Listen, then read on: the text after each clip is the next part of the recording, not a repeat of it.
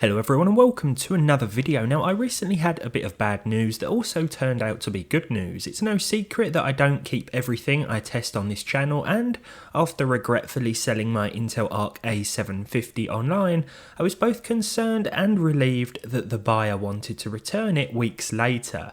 The reason for this was because it kept crashing and causing blue screen errors. These ARC cards are certainly temperamental, but driver updates have been constant and often beneficial, especially when it comes to the performance of older DX9 or DX11 games. I've spoken about this a few times over the past year or so. In today's one, the first job is to see if this returned card still works as it should, and then I think we'll see how it handles a handful of titles released in 2023 when using the latest beta driver at the time of this video, version 0.4382. As always, it's worth noting that ARC cards are at their best in systems that support resizable bar, just like my i5-12400F machine. It's also worth reiterating that performance may not always be as solid as you are anticipating and can be very hit or miss depending on the game. The first bit of good news is that this still seems to work. It's easy to expect the worst with a returned eBay item. It's not fried, so that's a great start. The latest driver's also installed just fine, and it's nice to see that the size of the driver download has shrunk significantly over the last few months.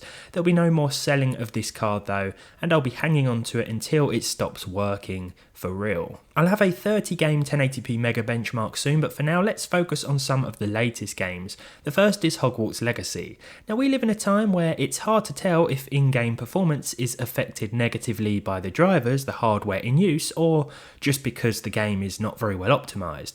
Thankfully, Hogwarts Legacy has seen a few updates since launch that have really helped, but an Arc A750, which can be a bit hit or miss, combined with game optimization, which can be a bit hit or miss, sounds to me like a potential recipe for disaster as we progress through the year.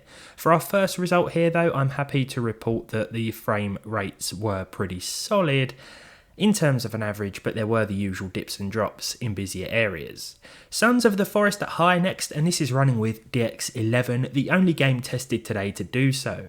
This can be more troublesome for the ARC than DX12 games, and here there were certainly some problems. The average was okay, but there were plenty of stutters which occurred at every graphical preset, so I think this one is driver related for sure. It is playable, but there may be some heavy frame drops here and there.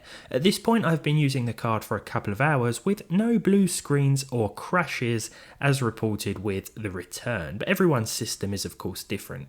Resident Evil 4, or the demo here, which also came out this year I believe, runs very nicely on the A750. Very nicely indeed. I have selected the prioritized graphics preset and the game looks fantastic. When I first loaded up the demo there were a few choppy sections and a few heavy frame dips, but after a minute or so things calmed down and evened out. A good result for what is admittedly one of my favourite graphics cards available. It seems like it's always dropping in price as well, so do keep an eye on that. You can get these brand new for just over £200 here in the UK, and less than this if you're willing to buy used. I was particularly worried about Jedi Survivor, but with the high preset at native 1080p resolution we saw 59 FPS. The percentile lows were also very consistent. Ignore the weird VRAM reading on screen. The game appears to have allocated more than we actually have, so I'm not sure what that's all about, but the game is actually running fine, so not too much to be concerned with, I don't think. Finally, it's The Last of Us. This is set to medium here as performance is very inconsistent. Again, I'm assuming that this is driver related, as what I would call equally as powerful AMD or Nvidia alternatives can produce much higher frame rates. That doesn't really mean much though. Some areas will hit 50 or 60 FPS, and sometimes I saw dips to the mid-30s with the A750.